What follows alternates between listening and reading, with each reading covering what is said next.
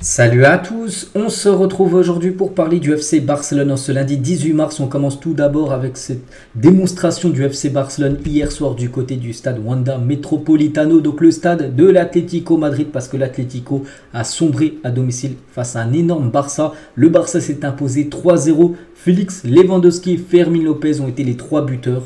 Clean sheet, 3 buts inscrits à l'extérieur contre une équipe qui est toujours engagée en Ligue des Champions, une équipe que potentiellement le Barça pourra affronter en demi-finale de Ligue des Champions. Quel signe fort envoie quand même le Barça à tous ses concurrents européens. Incroyable bien sûr la victoire du FC Barcelone. Donc les statistiques de la partie, 59% de possession de balle, 9 tirs, 5 tirs cadrés, 3 buts. Parfait. Hein. Gros problème, on se souvient en début de saison, c'était que le Barça, pareil, il y avait beaucoup de tirs cadrés, tout ça, mais n'arrivait pas à marquer. Voilà, n'arrivait pas. Voilà, tu tires à côté, tu restes sur le gardien. Et là, voilà, 5 tirs cadrés, 3 buts. Donc l'efficacité est présente. Les attaquants arrive à retrouver le chemin des filets et du coup bon classement, ça y est, le Barça n'est plus troisième, hein. Le Barça maintenant est deuxième. Bon, le Real Madrid s'est également imposé, donc il y a toujours 8 points d'écart entre le premier et le deuxième, mais le Barça deuxième, et c'est important cette deuxième place parce que si le Barça venait à pas remporter le championnat, finir au moins deuxième pour pouvoir jouer la Super Coupe d'Espagne en janvier 2025, parce qu'oubliez pas, c'est les deux premiers qui disputent cette compète et Girona était devant le Barça. Girona s'est incliné ce week-end, donc voilà, maintenant Girona a 2 points derrière le Barça. Notez que le Barça se déplacera à Gérone et se déplacera également au Real Madrid contre le Real. Les gars, c'est dans à peu près un mois et 3 jours, ce sera le 21 avril prochain, ce match qui sera décisif, bien sûr, pour savoir qui remportera le championnat espagnol. Les unes aujourd'hui, bien évidemment, Mundo Deportivo Sport, c'est une que je montre tous les jours, les gars, donc ça revient par rapport à ce match, le Barça mortel, en une du journal Mundo Deportivo, et la une du journal Sport, une exposition pour rêver, tout simplement, avec ce match XXL, bien sûr, de tous les joueurs qui ont joué cette rencontre. Et Xavi, les gars, Xavi 5, Diego Simeone 0, depuis que Xavi entraîne le FC Barcelone, donc il a joué 5 fois contre l'Atlético Madrid pour 5 victoires, même pas nul, même pas défaite. C'est sa proie favorite, on peut dire, jamais, même pas un nul, rien du tout les gars. 4-2, 3 fois 1-0, au match il a eu 1-0 et une fois 3-0, donc incroyable bien sûr, c'est une proie favorite, il adore jouer contre l'Atlético Madrid, Xavi. Et Xavi, bien évidemment, on va revenir sur sa conférence de presse, sur ce qu'il a pu dire, l'un des meilleurs matchs depuis que je suis arrivé ici en tant qu'entraîneur, parce que voilà, une victoire d'un 3-0 chez un grand espagnol, parce que l'Atlético est une équipe bien sûr redoutable, donc voilà, c'est l'un de ses meilleurs matchs, peut-être le match référence.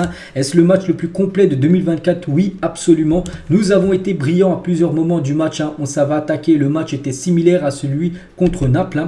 Je pense que c'était le match parfait pour montrer notre approche, notre philosophie de jeu. Nous sommes très heureux, tout s'est parfaitement déroulé et comme prévu. Il a parlé de Sergi Roberto, a été très actif aujourd'hui, dans tous les bons coups bien sûr, Sergi Roberto. Depuis que j'ai annoncé ma décision de partir, l'équipe joue mieux, nous pressons plus, nous attaquons plus, nous défendons plus. C'est vrai que depuis, officiellement, il a annoncé son départ en fin de saison, le 30 juin prochain, il y a eu 10 matchs.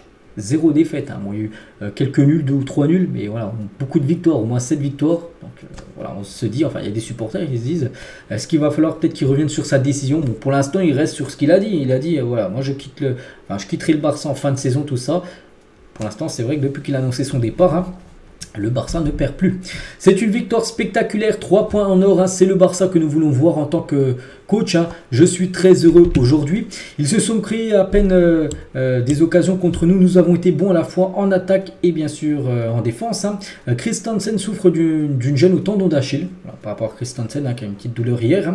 L'idée de titulariser Gundogan en tant que milieu de terrain avancé à droite et en haut de la surface comme nous l'appelons. Cependant, comme Christensen ne pouvait pas jouer, il a opté pour Fermín López. Individuellement, tout le monde a été excellent et en tant qu'équipe aussi, c'est le moment de rêver maintenant, pourquoi pas de remporter le championnat. Bon, c'est vrai qu'il y a toujours 8 points d'écart, il reste je crois 9 matchs à jouer, mais tout peut arriver, tu ne sais pas les gars, ce qui peut vraiment se passer mathématiquement tant que c'est jouable, et surtout quand tu vois le Barça comme ça revenir en grande forme, voilà, ça peut être jouable, bien sûr, de garder le titre de champion d'Espagne, ce qu'avait obtenu le Barça la saison dernière. Xavi les gars sur Héctor Fort, donc Héctor Fort était génial, ce n'est pas sa position, mais il a bien fait, il ne se complique pas. Enfin, en gros, il se prend pas la tête quand il joue. Il joue facile. Quand il y a un coéquipier juste à côté de lui, il fait la passe. Il essaie pas de faire un dribble. Voilà, pas du tout. Avec de la personnalité et sans peur. Il a le désir de réussir. C'est la clé. Toujours avec Xavi, notre style se montre, appelez ça le cruyffisme ou autre, mais ça se voit à cause de la malchance. Nous ne jouons pas comme ça à chaque match, mais quand nous le faisons, c'est tellement agréable. C'est vrai que bon, le Barça ne peut pas jouer comme ils ont joué hier, chaque match. C'est pas possible, il y a toujours un adversaire en face. Voilà, il y a plein de données à prendre en compte, mais c'est vrai que quand le Barça joue comme ça, le Barça peut battre bien sûr n'importe quelle équipe. C'était peut-être le meilleur match de Lewandowski sous le maillot du Barça. C'est que Lewandowski, les gars, fait un gros match. Buteur et passeur D, bien sûr, de Lewandowski, qu'on va parler juste après. Et on va revenir sur le rouge parce que Xavi, c'est déjà son deuxième carton rouge qu'il a pris cette saison. C'est l'entraîneur quand même. Donc l'arbitre m'a dit qu'il m'avait expulsé pour mes gestes. Je n'ai absolument rien dit. Je suis toujours respectueux. Si je fais des gestes, c'est parce que je suis très passionné. Donc voilà, on va regarder. C'est le communiqué, comment dire, de l'arbitre, c'est le rapport en gros par rapport à Xavi, pourquoi il a pris un rouge. Donc voilà, par rapport à une voix hurlante et des gestes de la main que l'arbitre n'a pas trop accepté, et du coup c'est à cause de ça qu'il a pris rouge. Donc le prochain match de championnat, il sera en tribune, Xavi. Il a parlé de Cancelo qui n'était pas là. Cancelo est un bon gars avec un très grand cœur et très affecté. Il n'a pas pu nous rejoindre aujourd'hui, mais nous lui dédions cette victoire parce que Cancelo n'a appris que l'équipe dédie la victoire. Donc Cancelo n'a pas voyagé à cause d'un problème personnel grave et non d'une blessure, on ne sait pas. On ne sait pas, peut-être disparition peut-être de quelqu'un de sa famille, on ne sait pas. Donc il n'est pas blessé, c'est juste par rapport à quelque chose dans sa famille. On ne sait pas, qu'il n'a pas pu jouer cette rencontre, donc on comprend parfaitement. On continue, on va parler de Lewandowski, a été nommé MOTM, meilleur joueur de cette rencontre à l'attaquant polonais. C'est avec Lewandowski avec son nouveau but, et buteur et passeur D. Donc il monte son total, ça y est, il vient de dépasser la barre, enfin il atteint la barre des 20 buts inscrits cette saison, toute compétition confondue du côté du Barça. Donc voilà, le classement des meilleurs buteurs tous les jours du Barça. Lewandowski en tête et loin devant, bien sûr, Ferran Torres avec ses 11 buts. Et concernant le classement des meilleurs passeurs, très bien classé, un deuxième. Parce que les deux premiers là sont ex-aequo avec 10 passes D. Lewandowski deuxième avec 9 passes décisives. Donc voilà, c'est vrai qu'il revient en grande forme là ces derniers temps.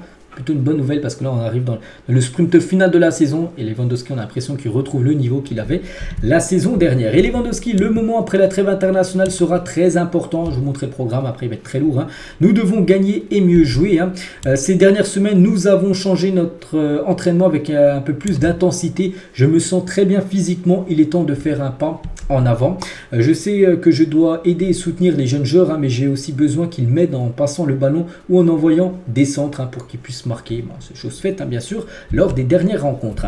Et contre le PSG, futur adversaire bien sûr du Barça, en LDC, nous jouerons de la même manière qu'aujourd'hui, voire mieux, c'est notre objectif. Nous savons comment le faire, nous avons un grand potentiel dans cette équipe, bien évidemment. Donc voilà, tout ce qu'a pu dire Lewandowski. Regardez les notes aujourd'hui du journal Sport par rapport aux joueurs qu'on jouait hier. Tiens, on parlait de Lewandowski, une note de 9, la note la plus haute, personne n'a plus de 9. Gundogan c'est 8, Félix c'est une note de 7, Rafinha c'est une note de 6, ou par exemple Opif Koundé qui a fait un énorme match, on va parler juste après, une note de 8 pour Jules Koundé. Une victoire capitale, Forza Barça. Regardez, c'est Gundogan, les gars, il a mis cette photo de l'équipe dans le vestiaire à la fin du match. On peut avoir beaucoup de joie, que des sourires, personne qui fait la grise mine, même s'il y a un joueur qui a été sur le banc tout le match, pas grave. Regardez, tout le monde bien sûr était heureux par rapport à cette victoire. Félix, qu'est-ce qu'il a pu dire Il n'avait pas perdu un match à domicile cette saison, gagner ici 3-0 est une chose énorme, ça c'est vrai. 0 défaite pour l'Atlético en championnat cette saison à domicile. Et voilà, le Barça pose un 3-0 à l'Atlético, donc un résultat incroyable. Et en parlant de Félix, un buteur au match aller, il y a eu 1-0 pour le Barça au match aller, c'est lui qui a marqué. Au match retour, il marque de nouveau un but, incroyable. Bon, il n'a pas célébré, et c'est vrai que ça va être compliqué, parce qu'oubliez pas qu'il appartient à l'Atlético, et on se dit, mais comment il va pouvoir retourner dans ce club, parce que maintenant les supporters, vu qu'il leur fait mal à l'Atlético, vu qu'il a marqué quand même 2 buts cette saison contre son ancien club. Donc regardez, il brûle des maillots de Félix, où il vandalise tout simplement sa plaque, parce que devant le stade il a une plaque Félix, parce qu'il a joué pas mal de matchs à l'Atlético. Donc regardez, il crache dessus, il jette des canettes, tout ça. Donc on ne voit pas comment il pourrait retourner là-bas. C'est peut-être une bonne nouvelle pour le Barça pour pouvoir le conserver une année de plus. Jules Koundé, je suis très content, un bon résultat, une victoire importante et un bon match. Gagner ici par 3 buts d'écart n'est pas quelque chose auquel on s'attend, c'est peut-être que peu d'équipes l'ont fait, c'est vrai.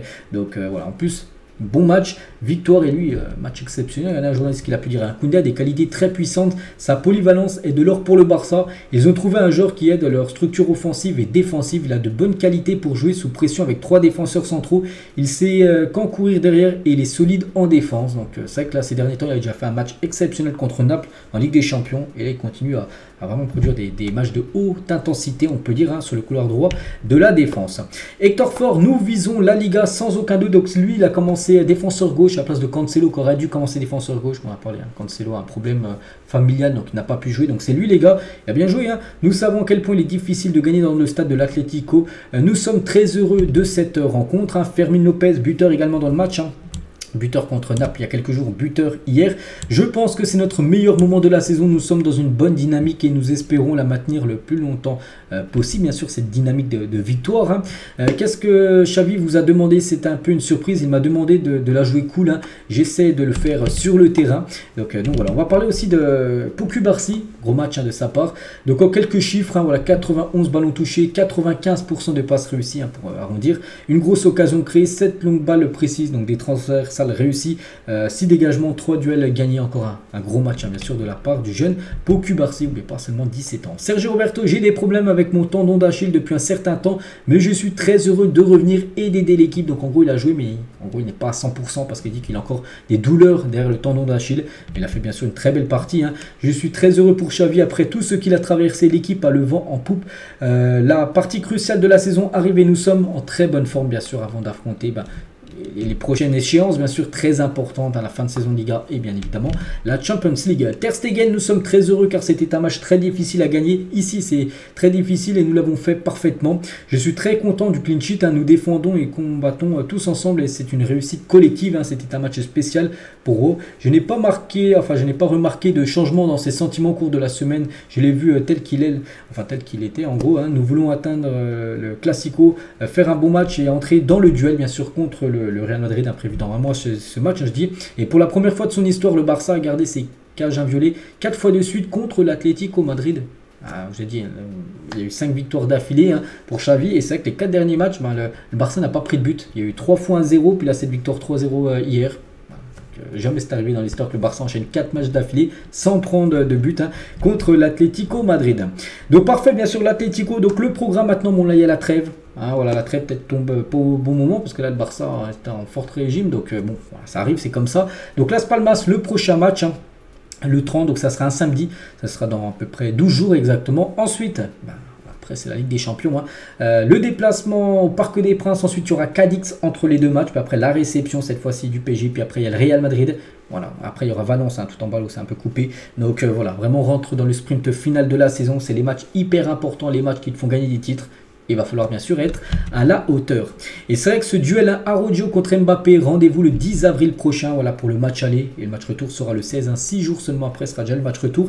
Et c'est vrai que ces deux-là sont performants. Araujo, hein, très bon actuellement. Et Mbappé, attention, parce qu'Mbappé hier a inscrit un triplé. Ah, voilà, on parle du PSG là, parce que c'est le futur adversaire du Barça, hein, comme je le faisais avec Naples, hein, pour parler des derniers matchs de Naples avant que le Barça les affronte. Donc Mbappé a inscrit un triplé, donc bien sûr ce sera la menace à suivre de très près, hein, parce qu'on connaît bien sûr le joueur. Et c'est que le PSG s'est imposé 6-2 à Montpellier. Donc ça sera deux équipes en très grande forme, hein, le Barça et le PSG, qui vont s'affronter pour cette double confrontation en Ligue des Champions dans à peu près 3 semaines. On finit avec ça. J'espère que ça vous a plu. On se retrouve quand? Demain, bien sûr, hein, même s'il n'y a plus de match du Barça pendant une dizaine de jours. On va parler bien sûr des joueurs en sélection, à ce que ça va donner, bien sûr. Pour tout cela, allez, moi je vous souhaite une très bonne journée et à demain.